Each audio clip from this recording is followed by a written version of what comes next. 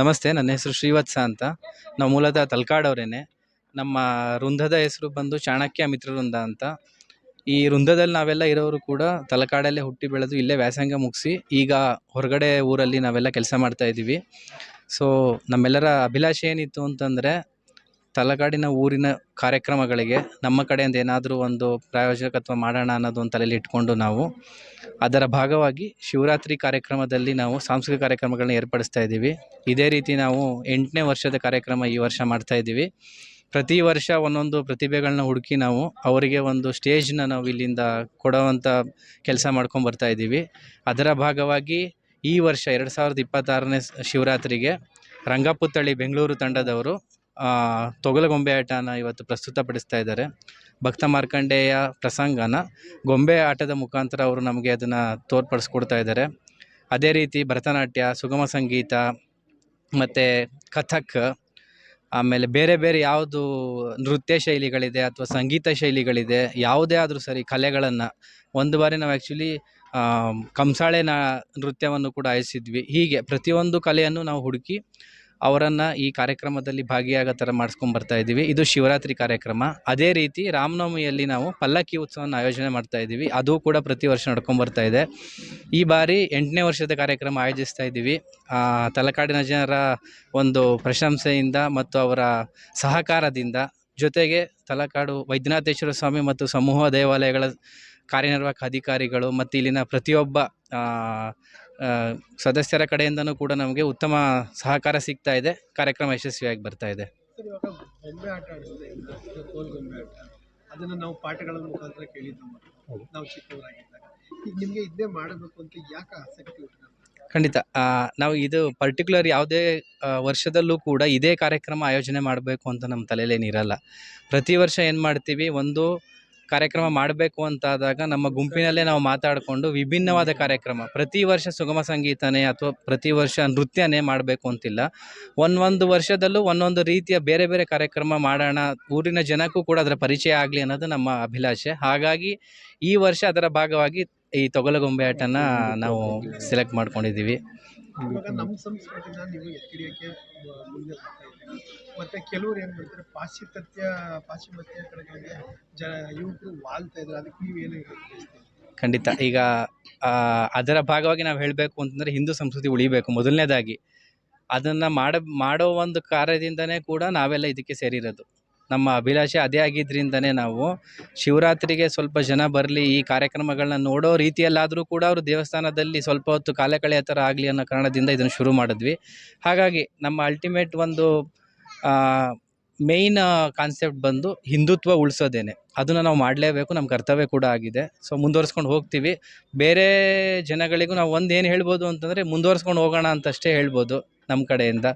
So ಆದರ್ಶ ಆಗಬೇಕು. ಪ್ರತಿಯೊಂದು ಸಂಘಟನೆ ಇರ್ಬೋದು, ನಾವು ಏನು ಮಾಡ್ತೀವಿ ಅದೇ ಥರ ಅವರು ಹಿಂದುತ್ವ ಬಗ್ಗೆ ಇದನ್ನ ಪೀಳಿಗೆ ಯಂಗ್ಸ್ಟರ್ಸ್ಗಳಿಗೆ ಒಂದು ಮಾದರಿಯಾಗಿ ಒಂದು ಪ್ರೋಗ್ರಾಮ್ ಕೊಟ್ಟು ಅದೇ ಥರ ಒಂದು ಕಂಟಿನ್ಯೂ ಮಾಡ್ಕೋಬೇಕಾಗಿ ಕೇಳ್ಕೊತೀವಿ. ಸರ್, ತಲಕಾಡು ಒಂದು ಐತಿಹಾಸಿಕ ಸ್ಥಳ.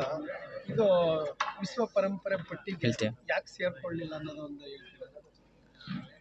ಈಗ ಇಲ್ಲೇನಾಗಿದೆ ಅಂತಂದರೆ, ಒಂದು ಜನಗಳಿಂದ ಬಂದಿರತಕ್ಕಂಥ ಒಂದು ಇತಿಹಾಸದ ಕೊರತೆ. ಈಗ ನೀವು ಊರಲ್ಲೇ ಕೇಳಿದ್ರೆ ಎಲ್ಲರಿಗೂ ಊರಿನ ಬಗ್ಗೆ ಗೊತ್ತಿಲ್ಲ ಅಥವಾ ಇದರ ಇತಿಹಾಸದ ಬಗ್ಗೆ ಗೊತ್ತಿಲ್ಲ.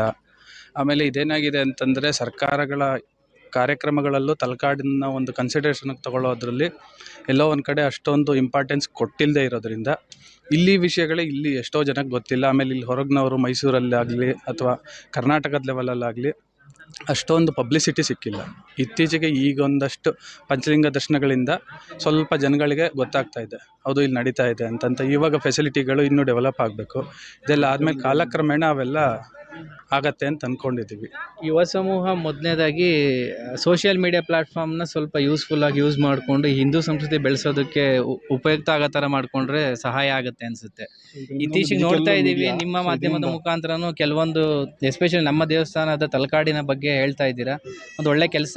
ಇದರಿಂದ ಕೆಲವು ಜನಗಳಿಗೆ ಈ ವಿಷಯ ತಲುಪಿ ಮುಂದಿನ ದಿನಗಳಲ್ಲಿ ಇನ್ನೂ ಸ್ವಲ್ಪ ಜನ ಹೆಚ್ಚು ಜನ ಇಲ್ಲಿಗೆ ದೇವಸ್ಥಾನಕ್ಕೆ ವಿಸಿಟ್ ಮಾಡೋದಾಗಲಿ ಅಥವಾ ಕಾರ್ಯಕ್ರಮಗಳಿಗೆ ಪಾರ್ಟಿಸಿಪೇಟ್ ಮಾಡೋದು ಅಥವಾ ಅದನ್ನು ವೀಕ್ಷಿಸೋದು ಮಾಡೋದ್ರ ಮುಖಾಂತರ ನಾವು ಸ್ವಲ್ಪ ಸಂಸ್ಕೃತಿನ ಎತ್ತಿಡಿಬೋದು ಮತ್ತು ಇದ್ರ ಬಗ್ಗೆ ಪರಿಚಯ ಕೂಡ ಆಗುತ್ತೆ.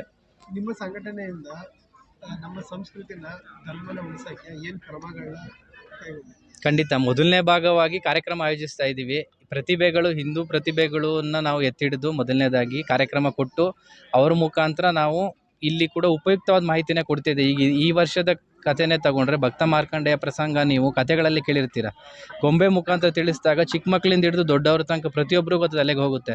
ಸೊ ಇದೇ ರೀತಿ ಸಣ್ಣ ವಿಷಯಗಳನ್ನು ಯಾವ ರೀತಿಲಿ ಹೇಳಿದ್ರೆ ಜನಕ್ಕೆ ತಲುಪುತ್ತೋ ಅದನ್ನು ಮಾಡೋ ಮುಖಾಂತರ ಸ್ವಲ್ಪ ನಮ್ಮ ಕೈಲಾದ್ರೆ ಸಹ ಒಂದು ಹಿಂದುತ್ವನ ಸ್ಪ್ರೆಡ್ ಮಾಡೋಕ್ಕೆ ಟ್ರೈ ಮಾಡ್ತಾ ಇದ್ವಿ. ಮುಂದಿನ ದಿನಗಳಲ್ಲಿ ಇನ್ನೂ ಹೆಚ್ಚಿನ ರೀತಿಯಲ್ಲಿ ಮಾಡೋಣ ಅನ್ನೋದು ನಮ್ಮ ಆಸಕ್ತಿ.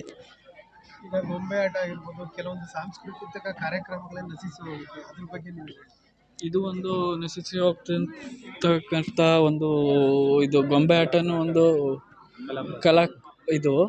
ಅದನ್ನು ಒಂಚೂರು ಮುಂದೆ ಇದು ಎಲ್ಲರೂ ಇವ್ರದ್ದು ಒಂದು ಕಾಂಟ್ಯಾಕ್ಟ್ ನಂಬರ್ ಅಥವಾ ಏನಾದರೂ ತಗೊಂಡು ಮುಂದೆ ಇವ್ರಿಗೂ ಒಂದು ಪ್ರೋತ್ಸಾಹ ಮಾಡೋದು ನಮ್ಮದೊಂದು ಇದಾಗಿದೆ. ಎಲ್ಲ ಕಡೆ ಈಗ ಹಿಂಗೆ ಮಾಡಿದ್ದಾರೆ, ಇಲ್ಲಿ ನೋಡ್ತಾರೆ, ನೆಕ್ಸ್ಟ್ ಯಾರೋ ಇಂಟ್ರೆಸ್ಟ್ ಪಟ್ಟು ನೆಕ್ಸ್ಟ್ ಯಾವುದೋ ಒಂದು ಪ್ರೋಗ್ರಾಮ್ಗೆ ಮತ್ತೆ ಇವ್ರನ್ನೇ ಕನೆಕ್ಟ್ ಮಾಡಿ ಮತ್ತೆ ಅಲ್ಲೂ ಈ ಪುತ್ಥಳಿಯನ್ನು ಡೆಮಾನ್ಸ್ಟ್ರೇಟ್ ಮಾಡ್ತಾರೆ. ಸೊ ಅದರಿಂದ ಮತ್ತೆ ಬೆಳೀತಾ ಹೋಗುತ್ತೆ ಹಿಂದುತ್ವ. ಒಂದು ಗೊಂಬೆ ಆಟ ಆಗಿರ್ಬೋದು, ಈ ಕಾಲದಲ್ಲಿ ಎಲ್ಲ ಕಾರ್ಟೂನು ಲೇಟೆಸ್ಟ್ ಇದ್ರ ನೋಡಿಕೊಂಡು ಈ ಹಿಂದುತ್ವದ ಸ್ಟೋರಿಗಳನ್ನೆಲ್ಲ ಮರ್ತ್ಬಿಟ್ಟಿದ್ದಾರೆ. ಸೊ ಹಳೇದು ಮತ್ತೆ ರೀಕ್ಯಾಪ್ ಆಗಬೇಕು. ಸೊ ಅದರಿಂದ ಒಂದು ನಮ್ಮ ಒಂದು ಮುನ್ನಡೆಯಿಂದ ಎಲ್ಲರೂ ಒಂದು ಇನ್ಸ್ಪೈರ್ ಆಗಿ ಮಾಡ್ಕೋಲಿ ಅಂತ ಒಂದು ಆಶಯ ಒಂದು. ಸರ್, ತಲಕಾಡಿನ ಜನತೆಗೆ ಮತ್ತು ಯುವ ಪೀಳಿಗೆಗೆ ನೀವೇನು ಹೇಳಕ್ಕೆ ಇಷ್ಟಪಡ್ತೀರಿ? ಖಂಡಿತ ನಮ್ಮ ಈ ಕಾರ್ಯಕ್ರಮ ಏನಿದೆ, ನಾವು ಮೊದಲನೇದಾಗಿ ಶುರು ಮಾಡಿದ್ದು ಕೂಡ ಇದೇ ಒಂದು ತಲೆಯಲ್ಲಿ ಥಾಟ್ಸ್ ಇಟ್ಕೊಂಡು, ಅಂದರೆ ಹಿಂದುತ್ವ ಉಳಿಬೇಕು, ನಮ್ಮ ಸಂಸ್ಕೃತಿಗೆ ಬೆಳಿಬೇಕು, ಹೆಚ್ಚು ಜನ ದೇವಾಲಯಗಳಿಗೆ ಬರಬೇಕು, ದೇವಾಲಯದಲ್ಲಿ ಸ್ವಲ್ಪ ಸಮಯ ಕಳೀಬೇಕು ಅನ್ನೋದು. ಹಿಂದಿನ ಕಾಲದಲ್ಲಿ ಹೇಗೆ ಬರ್ತಿದ್ವಿ, ಈಗ ಅದೊಂದು ಸ್ವಲ್ಪ ಕಡಿಮೆ ಆಗ್ತಾಯಿದೆ ಎಲ್ಲೋ ಒಂದು ಕಡೆ ನಮ್ಮ ಜನ್ರೇಷನ್ ಮತ್ತು ನಮ್ಮ ನೆಕ್ಸ್ಟ್ ಜನ್ರೇಷನಲ್ಲಿ. ಅದು ನಡಿಬಾರ್ದು. ಬೆಟರ್ ಸ್ವಲ್ಪ ಏನು ಅಂದರೆ ನಮ್ಮ ಹಿಂದುತ್ವನ ಸ್ವಲ್ಪ ತಲೆಗಿಟ್ಕೊಂಡು ನಮ್ಮ ಮನೇಲಿ ಏನು ಹೇಳ್ಕೊಡ್ತಾರೆ ಹಿರಿಯರು, ಅದನ್ನು ಅವ್ರು ಖಂಡಿತ ಪಾಲಿಸ್ಕೊಂಡ್ಬಂತು ಅಂತಂದರೆ ಅದು ದೇಶಕ್ಕೂ ಒಳ್ಳೆಯದು, ಮನೆಯಿಂದನೂ ಒಳ್ಳೆಯದು. ಸೊ ಪ್ರತಿ ಮನೇಲೂ ಒಂದೊಂದಾಗಿ ಚೇಂಜಸ್ ಸ್ಟಾರ್ಟ್ ಆಯಿತು ಅಂದರೆ ಥ್ರೂ ಔಟ್ ಇಂಡಿಯಾ ಅಥವಾ ಥ್ರೂ ಔಟ್ ಕಂಟ್ರೀಲಿ ಅದು ಎಲ್ಲ ಸ್ಪ್ರೆಡ್ ಆಗಿ ಎಂಡ್ ಆಫ್ ದಿ ಡೇ ನಮ್ಮ ಹಿಂದುತ್ವ ಏನಿದೆ ಉಳ್ಕೊಳ್ಳುತ್ತೆ. ಮುಂದಿನ ಪೀಳಿಗೆ ಕೈಯಲ್ಲೇ ಖಂಡಿತ ಹಿಂದುತ್ವ ಇರೋದು. ಸೊ ಅವ್ರು ಹೆಂಗೆ ಉಳಿಸ್ಕೊಂಡು ಹೋಗ್ತಾರೆ ಅದ್ರ ಮೇಲೆ ಮ್ಯಾಟ್ರ್ ಆಗುತ್ತೆ. ಸೊ ಇದೊಂದು ನಮ್ಮ ರೆಸ್ಪಾನ್ಸಿಬಿಲಿಟಿ ಅಂತ ತಿಳ್ಕೊಂಡು ಮಾಡಬೇಕಾಗಿದೆ ಇವತ್ತು. ಸರ್, ಈಗ ಹಿಂದುತ್ವ ಬಗ್ಗೆ ಮಾತಾಡ್ತಾ ಇದ್ದೀರಾ, ನೀವು ಉತ್ತರ ಪ್ರದೇಶಕ್ಕೆ ಹೋಗಿದ್ರೆ ಖಂಡಿತ ಸರ್, ನಮ್ಮ ಇವರು ನಮ್ಮ ಅಣ್ಣನೇ. ಖಂಡಿತ ಮಹಾಕುಂಭಮೇಳಕ್ಕೆ ಹೋಗಿದ್ದೀವಿ. ಹೌದು ಸರ್. ನಾವು ಆ್ಯಕ್ಚುಲಿ ಹೋದದ್ದು ಮಹಾಕುಂಭಮೇಳದ ಸಮಯದಲ್ಲಿ ಜನ ದಟ್ಟಣೆಯಿಂದ ಕೂಡಿತ್ತವಾಗ. ಆದರೂ ಕೂಡ ನಮಗೆ ಅದೊಂದು ನಮ್ಮ ಹಿಂದಿನ ಜನ್ರೇಷನ್ಗಳು ಅಥವಾ ಆ ಒಂದು ವಿಷಯಕ್ಕೆ ಹೋರಾಡಿದಂಥ ಜನಗಳ ತ್ಯಾಗ ಬಲಿದಾನದ ಪ್ರತೀಕವಾಗಿ ಇವತ್ತು ವಿರಾಜಿಸ್ತಾ ಇರ್ತಕ್ಕಂಥ ಅಯೋಧ್ಯೆಯ ರಾಮ ಮಂದಿರ ನಿಜವಾಗ್ಲೂ ಒಂದು ಹೆಮ್ಮೆಯ ವಿಷಯ ನಮ್ಮ ಹಿಂದೂಗಳಿಗೆ. ಇದನ್ನು ಎಲ್ಲದನ್ನೂ ನಮ್ಮ ಈಗಿನ ತಲೆಮಾರಿನ ರಾಜಕಾರಣದಲ್ಲಾಗಿರ್ಬೋದು ಅಥವಾ ನ್ಯಾಯಾಂಗ ವ್ಯವಸ್ಥೆಯಲ್ಲಾಗಿರ್ಬೋದು ನಮಗೆ ದೊರಕಿಸ್ಕೊಟ್ಟಿದ್ದಾರೆ. ಅದನ್ನು ಕಾಪಾಡ್ಕೊಂಡು ಹೋಗಬೇಕಾಗಿರೋದು ಮುಂದಿನ ಪೀಳಿಗೆ ಕರ್ತವ್ಯ. ಸೊ ನಮ್ಮಲ್ಲಿ ಮನಸ್ಸಿನಲ್ಲಿ ಆ ಒಂದು ಧರ್ಮದ ಬಗ್ಗೆ ಜಾಗೃತಿ ಮೂಡಿದ್ರೆ ಅದು ಆಟೋಮೆಟಿಕ್ಕಾಗಿ ನಾವು ನಮ್ಮ ಧರ್ಮಕ್ಕೆ ಸಂಬಂಧಪಟ್ಟ ಪ್ರತಿಯೊಂದು ದೇಗುಲಗಳಾಗಿರ್ಬೋದು ಅಥವಾ ಮಂದಿರಗಳಾಗಿರ್ಬೋದು ಎಲ್ಲದನ್ನು ರಕ್ಷಿಸ್ತೀವಿ. ಆ ಕಾರಣಕ್ಕೋಸ್ಕರ ಜಾಗೃತಿಗೋಸ್ಕರನೇ ನಾವು ಇಲ್ಲಿ ಈ ಥರ ಕಾರ್ಯಕ್ರಮಗಳನ್ನ ಹಮ್ಮಿಕೊಳ್ತಾ ಇರೋದು. ಆ ಒಂದು ಪವಿತ್ರ ಸ್ಥಳಕ್ಕೆ ಹೋದಾಗ ನಿಮಗೆ ಏನು ಅನುಭವ ಆಯಿತು? ಬೇಸಿಕಲಿ ನಮಗೆ ಅಲ್ಲಿ ಫಸ್ಟ್ ಆಫ್ ಆಲ್ ಅದನ್ನು ನೋಡೋದೇ ಒಂದು ಖುಷಿ. ಆಮೇಲೆ ಅದೊಂಥರ ಹೆಮ್ಮೆಯ ಒಂದು ಪಾರಂಪರಿಕ ದೇಗುಲ. ನಮ್ಮ ಹಿಂದೂ ಧರ್ಮಕ್ಕೆ ರಾಮದೇವರು ಅಂತಂದರೆ ಅಥವಾ ರಾಮದೇವರ ಒಂದು ಜೀವನ ತುಂಬ ಸ್ಫೂರ್ತಿದಾಯಕವಾಗಿದೆ, ಆದರ್ಶದಾಯಕವಾಗಿದೆ. ಅದು ಮುಂದಿನ ಪೀಳಿಗೆಗೆ ಯಾಕೆ ರಾಮಶ್ರೇಷ್ಠ ಅಥವಾ ಯಾವ ಆ್ಯಂಗಲ್ನಿಂದ ರಾಮಶ್ರೇಷ್ಠ ಅಂತ ಹೇಳೋದಕ್ಕೆ 1-2 ವಿಷಯಗಳಲ್ಲ, ಎಲ್ಲ ವಿಷಯದಲ್ಲೂ ಆ ದೇವರು ಶ್ರೇಷ್ಠವಾಗಿರೋದ್ರಿಂದನೇ ಇವತ್ತಿಗೂ ಕೂಡ ರಾಮ ಅಸ್ತಿತ್ವದಲ್ಲಿರೋದು. ಅದರಿಂದ ನಮಗೆ ಅದು ನೋಡಿದ ತಕ್ಷಣ ಖುಷಿ ಆಯಿತು. ಮತ್ತು ಅದರ ಬಗ್ಗೆ ಇನ್ನೂ ಹೆಚ್ಚು ಉತ್ಸಾಹ ಬಂತು. ಅಂತಂದರೆ ನಾವು ನಮ್ಮ ಧರ್ಮಕ್ಕಾಗಿ ನಿಂತ್ಕೋಬೇಕು, ಧರ್ಮಪರ ಕೆಲಸಗಳನ್ನ ಮಾಡಬೇಕು ಅಂತ ಅಂದ್ಕೊಂಡು ನಮಗೂ ಉತ್ಸಾಹ ಬಂದದ್ರಿಂದ ಅದರ ಭಾಗವಾಗಿ ಇನ್ನೂ ಹೆಚ್ಚು ಕಾರ್ಯಕ್ರಮಗಳನ್ನ ನಾವು ಮಾಡಬೇಕು ಅಂತ ಪ್ಲ್ಯಾನ್ ಮಾಡ್ತಾಯಿದ್ದೀವಿ. ಬಟ್ ಅದಕ್ಕಿಂತ ಮುಂಚೆಯಿಂದನೇ ನಮ್ಮ ಒಂದು ಮಿತ್ರವೃಂದದ ವತಿಯಿಂದ ರಾಮ ಮಂದಿರದಲ್ಲಾಗಿರ್ಬೋದು ಅಥವಾ ರಾಮನವಮಿ ಸಮಯದಲ್ಲಾಗಿರ್ಬೋದು ಪಲ್ಲಕ್ಕಿ ಉತ್ಸವನ ನಾವು ಕಳೆದ 8 ವರ್ಷದಿಂದ ಅದನ್ನು ನಡೆಸ್ಕೊಳ್ತಾ ಬರ್ತಾಯಿದ್ದೀವಿ. ಸರ್, ವಿಶ್ವದಲ್ಲೇ ನಮ್ಮ ಸಂಸ್ಕೃತಿ ಅತ್ಯುತ್ತಮವಾಗಿದೆ.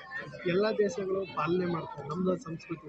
ಇವಾಗ ಸೀರೆ ಉಟ್ಕೊಳ್ಳೋದಾಗಲಿ, ಹಳೆಯ ಕುಟುಂಬ ಆಗಲಿ, ಅದಕ್ಕೆ ನೀವು ಏನು ಹೇಳಕ್ಕೆ ಬಯಸ್ತೀರಾ? ಮತ್ತು ಔಟ್ ಆಫ್ ಕಂಟ್ರಿಯವ್ರಿಗೆ ಸರ್ ನಮ್ಮ ದೇಶದವ್ರು ಇಲ್ಲಿ ಏನಾಗಿದೆ ಅಂತಂದರೆ ಇಲ್ಲಿ ಮುಖ್ಯವಾಗಿ ಕಾರಣ ನಮ್ಮ ಹಿಂದೂ ಧರ್ಮದಲ್ಲಿ ಹಲವಾರು ಸೀರೆ ಉಟ್ಕೊಂಡು ಪೂಜೆ ಮಾಡ್ತಾರೆ. ಖಂಡಿತ ಹೌದು. ನಮ್ಮ ಹಿಂದೂ ಧರ್ಮದಲ್ಲಿ ಹಲವಾರು ಆಚರಣೆಗಳಿದ್ದಾವೆ. ನಮ್ಮವರು ಕೂಡ ಫಾಲೋ ಮಾಡ್ತಿದ್ದಾರೆ, ಇಲ್ಲ ಅಂತ ಹೇಳ್ತಿಲ್ಲ. ಅವರು ಈಗ ಇದಕ್ಕೆ ಸ್ವಲ್ಪ ಜಾಸ್ತಿ ವಾಲ್ತಾ ಇದ್ದಾರೆ. ನಮ್ಮವರು ಪಾಶ್ಚಾತ್ಯಕ್ಕೆ ಹೋಗ್ತಿದ್ದಾರೆ ಅನ್ನೋಕ್ಕಿಂತ ಹೆಚ್ಚಾಗಿ ಪಾಶ್ಚಾತ್ಯ ದೇಶದವರು ಕೂಡ ಹಿಂದೂ ಸಂಸ್ಕೃತಿ ಫಾಲೋ ಮಾಡಬೇಕು ಅಂತ ಬರ್ತಾ ಇದ್ದಾರೆ. ಏನಕ್ಕೆ ಅಂತಂದರೆ ಇದ್ರ ಬಗ್ಗೆ ತಿಳ್ಕೊತಿದ್ದಾರೆ. ಒಂದೊಂದು ವಿಷಯಗಳನ್ನ ಅವ್ರಿಗೆ ಗೊತ್ತಾದಾಗ ಅವರು ಇದ್ರ ಬಗ್ಗೆ ಹೆಚ್ಚು ಒಲವು ತೋರಿಸಿ ಇಲ್ಲಿನ ಪ್ರತಿಯೊಂದು ಕಾರ್ಯಕ್ರಮಗಳಿಗೂ ಅಟೆಂಡ್ ಆಗೋದು, ಇಲ್ಲಿಯ ವೇಷಭೂಷಣಗಳನ್ನು ಹಾಕೊಳ್ಳೋದು, ಈ ಥರ ಎಲ್ಲ ಫಾಲೋ ಮಾಡ್ಕೊಂಡು ಬರ್ತಾ ಇದ್ದಾರೆ. ಅದು ಒಂಥರ ಖುಷಿ ಸಂಗತಿ, ನಮ್ಗೆ ಹೆಮ್ಮೆ ಕೂಡ. ಸೊ ನಾವು ಈ ಕಾರ್ಯಕ್ರಮಗಳೆಲ್ಲ ಮಾಡ್ತಾ ಎಲ್ಲೋ ಒಂದು ಪಾಯಿಂಟ್ ಆಫ್ ವ್ಯೂ ಅಲ್ಲಿ ಅದು ಅವ್ರ ಕಡೆ ತನಕ ರೀಚ್ ಆಯಿತು ಅಂತಂದರೆ, ತಲುಪ್ತು ಅಂತಂದರೆ, ಅದ್ರ ಮೂಲಕ ಅವರು ಅದನ್ನು ನೋಡಿ ಪ್ರೇರೇಪಿತಗೊಂಡು ಈ ರೀತಿ ಒಂದು ಸಣ್ಣ ಪುಟ್ಟ ಕೆಲಸ ಯಾರೇ ಆದರೂ ಸರಿ ಶುರು ಮಾಡ್ತು ಅಂದರೆ ಪ್ರತಿಭೆಗಳಿಗೂ ಅವಕಾಶ ಆಗುತ್ತೆ, ಸಂಸ್ಕೃತಿ ಕೂಡ ಮುಂದುವರಿಯುತ್ತೆ. ಸರ್, ನಿಮ್ಮ ಒಂದು ಚಾಲುಕ್ಯ ಮಿತ್ರವೃಂದ ಮಿತ್ರರಿಂದ ನೀವು ಎಷ್ಟು ಜನ ಇದ್ದೀರಾ? ಏನು ಸಂಘಟನೆ ಮಾಡ್ತೀರಾ? ಕಾರ್ಯಕ್ರಮಗಳನ್ನ ಏನು ವರ್ಷದಲ್ಲಿ ಏನೇನು ಹಮ್ಮಿಕೊಂಡಿದ್ದೀರಾ? ಖಂಡಿತ ನಾವು 16 ಜನ ಇದ್ದೀವಿ. ಸ್ಟಾರ್ಟಿಂಗಲ್ಲಿ ಬಂದಿದ್ದದು 8 ಜನದಿಂದ ಶುರುವಾಯಿತು, ನಂತರ 10 ಜನ, 12 ಜನ. ಈಗ ಈ ಪ್ರಸಕ್ತ ವರ್ಷದಲ್ಲಿ ನಾವು 16 ಜನ ಸದಸ್ಯರಿದ್ದೀವಿ. ನಮ್ಮ ವೃಂದದಿಂದ ಮೊದಲನೇದಾಗಿ ಮೇಯ್ನ್ ಇರೋದು ನಮ್ಮದು ಬಂದು ಶಿವರಾತ್ರಿಯ ಸಾಂಸ್ಕೃತಿಕ ಕಾರ್ಯಕ್ರಮ ಮತ್ತು ಶ್ರೀರಾಮನವಮಿಯ ಪಲ್ಲಕ್ಕಿ ಉತ್ಸವ. ಇದರ ಜೊತೆಯಲ್ಲೇ ಇಲ್ಲಿನ ಶಾಲೆಗಳಿಗೆ ನಾವು ನಮ್ಮ ಕೈಲಾದಷ್ಟು ನಾವು ಸಹಾಯ ಮಾಡಿದ್ದನ್ನು ಹೇಳ್ಕೊಬಾರ್ದು ಅಂತಾರೆ, ಹಾಗಾಗಿ ನಾನು ಅದನ್ನ ಹೇಳೋದಕ್ಕೆ ಇಚ್ಛೆ ಪಡಲ್ಲ. ನಮ್ಮ ಶಾಲೆಗೆ, ನಾವು ಓದಿ ಬೆಳೆದಂಥ ಶಾಲೆಗೆ ಏನು ಅವಶ್ಯಕತೆ ಇದೋ ಅದನ್ನು ಕೊಡುವಂಥ ಕೆಲಸನ ನಾವು ಮಾಡ್ತಾಯಿದ್ದೀವಿ. ಸ್ವಚ್ಛತಾ ಕಾರ್ಯಕ್ರಮಗಳನ್ನು ನಾವು ಮಾಡಬೇಕು ಮುಂದಿನ ದಿನಗಳಲ್ಲಿ ಅನ್ನೋದು ನಮ್ಮ ತಲೆಯಲ್ಲಿದೆ. ಊರಿನ ಸ್ವಚ್ಛತೆನ ನಾವು ಆದಷ್ಟು ಕಾಪಾಡ್ಕೋಬೇಕು. ಯಾಕೆಂದರೆ ಈಗ ಊರು ತಲಕಾಡು ಅಂತಂದಾಗ ಅಲ್ಲಿ ನೋಡೋಕ್ಕೆ ಅಂತ ಟೂರಿಸ್ಟ್ ಅವ್ರು ಬರ್ತಾರೆ. ಸೊ ಅವ್ರು ಬಂದಿದ್ದು ಪ್ರವಾಸಿಗರು ಏನು ಮಾಡ್ತಾರೆ, ಕೆಲವೊಬ್ಬರು ರೆಸ್ಪಾನ್ಸಿಬಲ್ ಆಗಿ ಅವರು ಏನಿದೆ ಕಸ ಕಡ್ಡಿ ಮಾಡಬಾರ್ದು ಅನ್ನೋದಿರುತ್ತೆ. ಇನ್ನು ಕೆಲವರಿಂದ ಆಗ್ತಾ ಇರೋವಂಥ ತೊಂದರೆನ ನಾವು ತಡೆದು ಊರಿನವರಾಗಿದ್ಕೊಂಡು ಅದರ ಸ್ವಚ್ಛತೆ ಕಾಪಾಡೋ ಜವಾಬ್ದಾರಿ ನಮ್ಮ ಮೇಲಿದೆ. ಮುಂದಿನ ದಿನಗಳಲ್ಲಿ ಅದನ್ನು ಮಾಡಬೇಕು ಅನ್ನೋದು ನಮ್ಮ ವೃಂದದ ವತಿಯಿಂದ ನಾವು ಅದನ್ನು ಮಾಡ್ಕೊಂಡು ಹೋಗಬೇಕು ಅನ್ನೋದು ನಮ್ಮ ತಲೆಯಿದೆ ಸರ್. ಸೊ ಆದಷ್ಟು ನಮ್ಮ ಊರಿಗೆ ನಮ್ಮ ಕಡೆಯಿಂದ ಕೊಡುಗೆ ಇರಬೇಕು ಅಂತ ನಮ್ಮ ತಲಕಾಡು ಐತಿಹಾಸಿಕ ಸ್ಥಳ, ಇದು ಅಭಿವೃದ್ಧಿಗೆ ಸರ್ಕಾರಕ್ಕೆ ನೀವೇನು ಮನವಿ ಮಾಡ್ತೀರಾ? ಸರ್, ಊರನ್ನ ಅಭಿವೃದ್ಧಿ ಅಂತಂದರೆ ಈಗ ದೇವಸ್ಥಾನ ಅದರ ಪಾವಿತ್ರ್ಯತೆ ಮತ್ತು ಅದರ ಒಂದು ಇತಿಹಾಸನ ಉಳಿಸ್ಕೊಂಡಿದೆ ಆಲ್ರೆಡಿ. ನಾವೇನಿದ್ರೂ ಮುಂದಿನ ದಿನಗಳಲ್ಲಿ ಕಾಪಾಡ್ಕೊಂಡು ಹೋಗ್ಬೇಕಾಗಿರೋದು ನಮ್ಮ ಜವಾಬ್ದಾರಿ.